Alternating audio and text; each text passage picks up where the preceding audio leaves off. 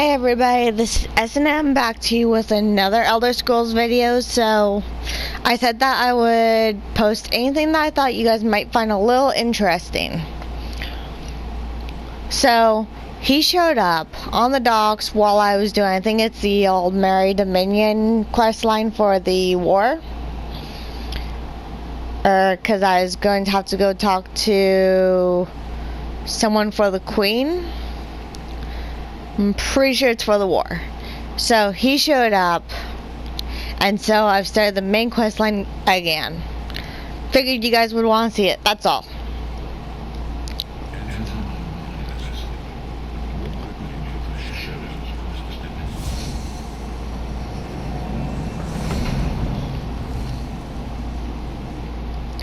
Sorry, you're also gonna hear me eat because I haven't had lunch and it's like 3-4 o'clock. So I should have a little something to eat at least, right?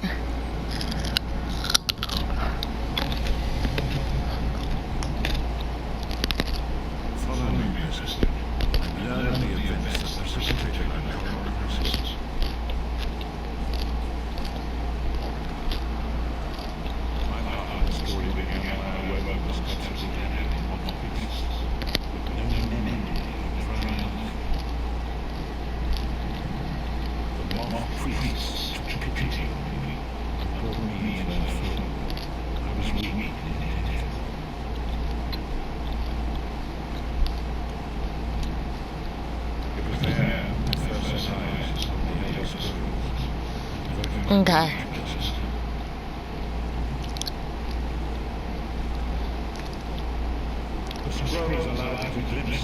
Now the whole moth priest makes sense. I can't remember where I heard that before.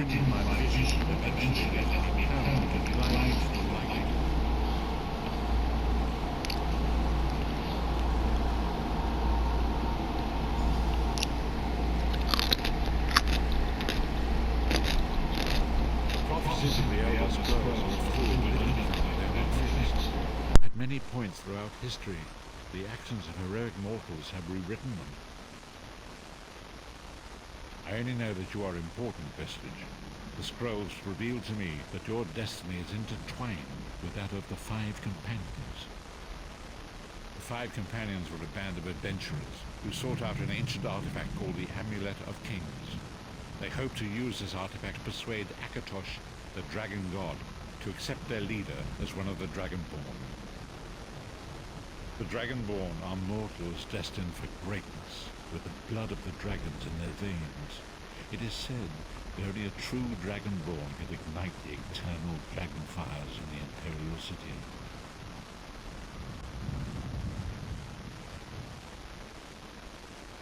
Baron Aquilarius, the son of Colovian Duke, who led a rebellion against the Emperor Leovic and took the crown himself. Alas, Baron was not truly a Dragonborn, as those who sit upon the ruby throne must be, in accordance with tradition. The Dragonborn, Baron Aquilarius. You have already heard enough babbling from this old blind fool. It is time you met the Five Companions yourself and witnessed their fate.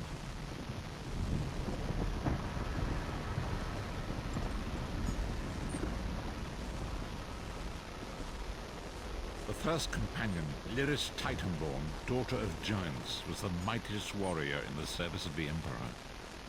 Next, Abnathan, a powerful sorcerer and Grand Chancellor to the Imperial Elder Council. The Red Guard Swordmaster. Sorry, I'm turning off the mic so that you don't have to hear me chew. Dragon Guard. The Imperial Emperor, Baron Aquilarius, who attempted to light the dragon fires and failed. And finally, Manamako, the traitor, the king of worms, a powerful necromancer, and your executioner.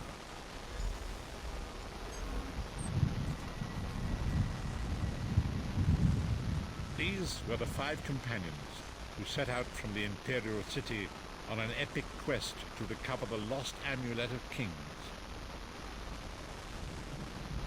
Manamako convinced Veren that the amulet could be used to perform a ritual that would rekindle the dragon fires. He claimed this would please Akatosh and entice him to adopt Veren as one of the Dragonborn. By tradition, only the Dragonborn can lay claim to the Ruby Throne and rule as the one true Emperor by divine right. Beren conquered Cyrodiil and took the throne, but unless he became Dragonborn, he feared he'd always be thought of as a pretender. Manamako the traitor, the great enemy, the most powerful necromancer this world has ever known. His worm cult infiltrates and corrupts every corner of Tamriel. It was he who convinced Beren to perform the ritual you are about to witness. Disaster, war, and pestilence. A world brought to its knees. Now watch and see how one man's arrogance brought about the greatest threat our world has ever known.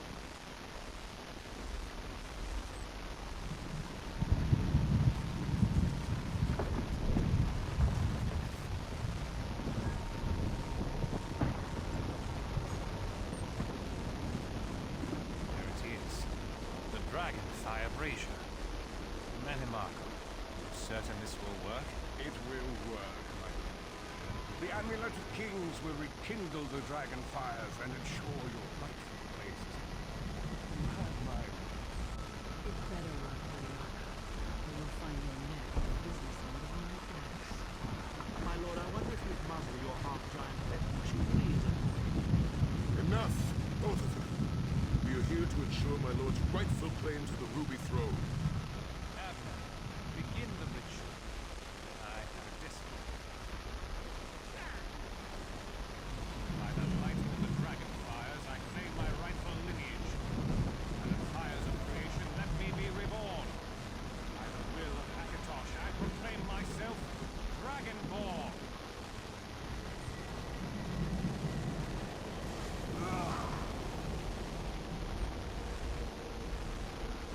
Baron Aquilarius, you are no heir to Alessia.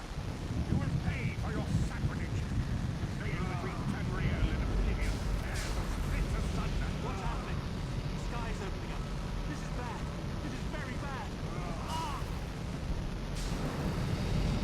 This isn't supposed to happen. What's the meaning of this? Manamako, what have you done? You fools! The veil between Oblivion and this world has been torn. My master, Molag Bal, is free to claim Tamriel for his own. Akatosh, forgive me! Have mercy on our souls!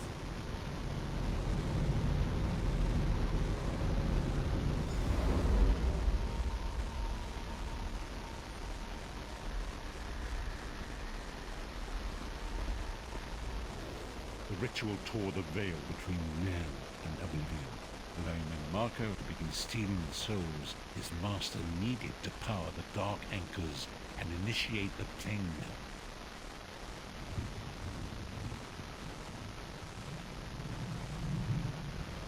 Akatosh gave Alessia the Amulet of Kings as a symbol of his covenant with Nan. So long as the amulet remained in the care of Alessia's heirs and the dragon fires remained lit, Tamriel would be protected from the danger. Manamako tricked Beren into breaking the covenant, and the veil between Oblivion and Nan was torn. The Elder Scrolls named this event the Soul Burst. It gave Molag Bal the opportunity to disconnect the souls of Nan from their hosts. Beren was lost. In the chaos of the moment, Sai Sahan took the Amulet of Kings and fled. Leris was captured by Manamako and delivered to Cold Harbor, the realm of Molag Bal. Tharn remains Chancellor of the Elder Council, and his daughter Clibio rules as Empress Regent. But the true power remains in the hands of Manamako and his worm cult. When I discovered the truth about the 5 companions, I made subtle inquiries, but apparently not subtle enough. Manamako got word of my interests and abducted me. He took me to Cold Harbor, where I remained a prisoner until you freed me. The truth is always a threat to evil men. Manamako feared I would reveal his treachery, and if knowledge of Nan's vulnerability were to become known, it could threaten his master's schemes. Molag Bal does not favor loose ends. Walk with me.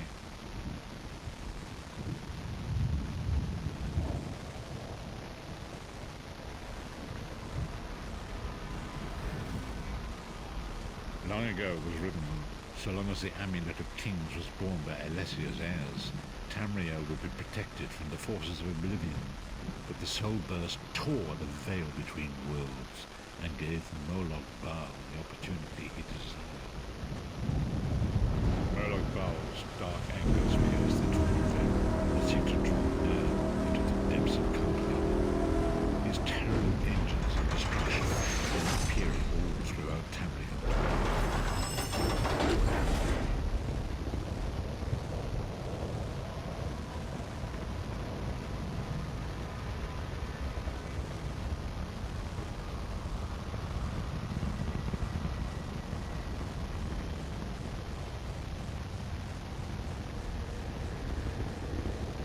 If the Lord of Brutality and Domination is successful, he will merge our world and his own in a terrible plain battle.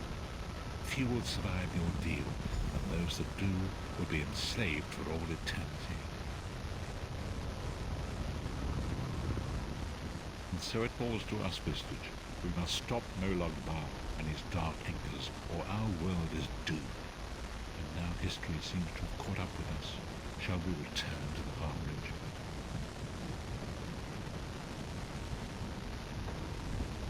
As you say.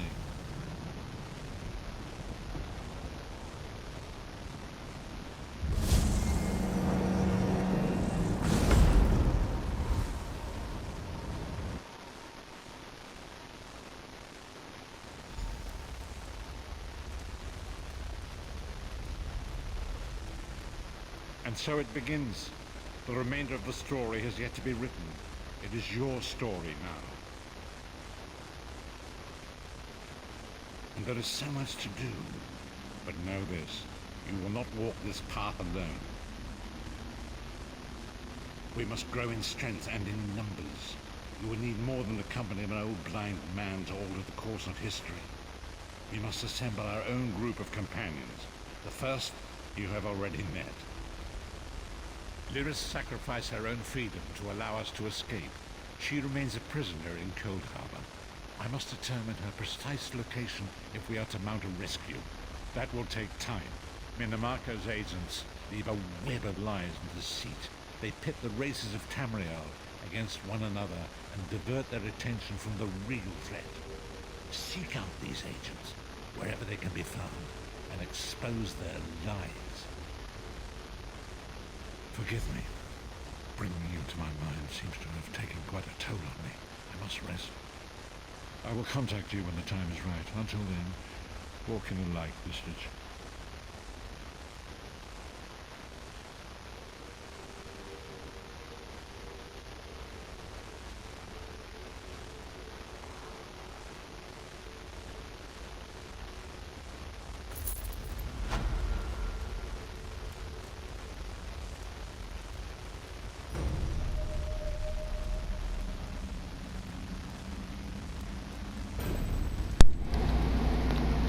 Alright. So looks like that was it. Nothing too big. But you learn a lot. And it was kind of cool. But yeah, that's more of the main quest line. Like I said, it might not be a very long video, but I kind of just like hearing him talk. I mean, like I said, he sounds like Dumbledore. Let me know what you think. Does he sound like Dumbledore to you? Or does he sound nothing like Dumbledore? Let me know in the comments below. Like our videos and subscribe to our channel if you like what you see. Alright? S&M out. Bye.